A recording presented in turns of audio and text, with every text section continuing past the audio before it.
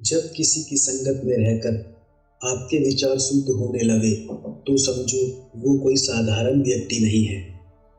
भ्रम हमेशा रिश्तों में दरार डालता है और प्रेम से अजनबी भी अपने बन जाते हैं।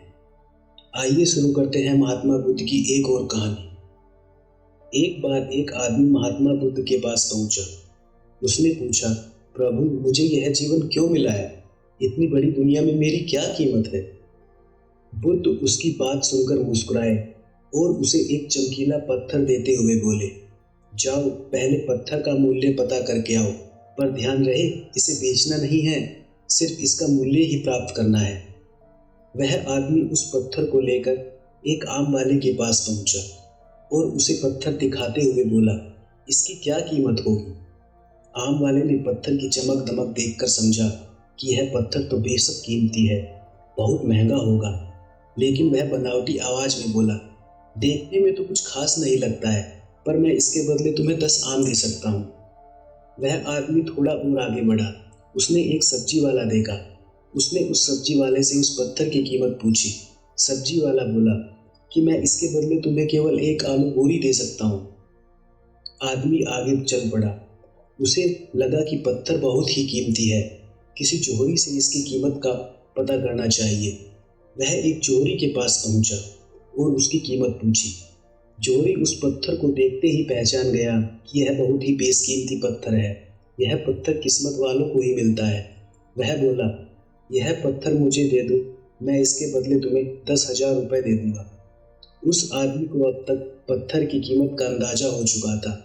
वह बुद्ध के पास लौटने के लिए मुड़ा। जोहरी उसे रोकते हुए बोला, अरे रुको तो भाई, मैं इसके बदले तुम्हें 50,000 तक दे सकता हूँ। लेकिन वह आदमी फिर भी नहीं रुका। जोहरी किसी कीमत पर उस पत्थर को अपनाना चाहता था।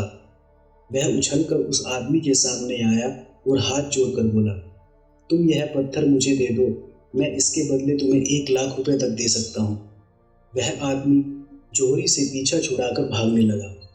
जोहरी ने पीछे से आवाज लगाई, यह बहुत ही बेशकीमती पत्थर है दोस्त, अनमोल है, तुम जितने पैसे कहोगे मैं दे दूंगा। यह सुनकर वह आदमी हैरान परेशान हो गया।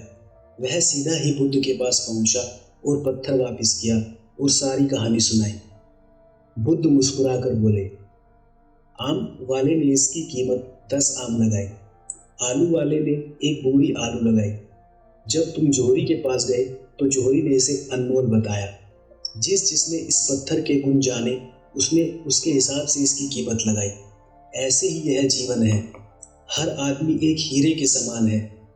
दुनिया उसे जितना पहचानती है, उसे उतनी महत्वता देती है। लेकिन आदमी और हीरे में एक फर्क है कि हीरे को कोई और तराशता है और आदमी को खुद अपने आप को ही तराशना पड़ता है। तुम भी अपने आप को तराश कर अपनी चमक बिखेर सकते हो।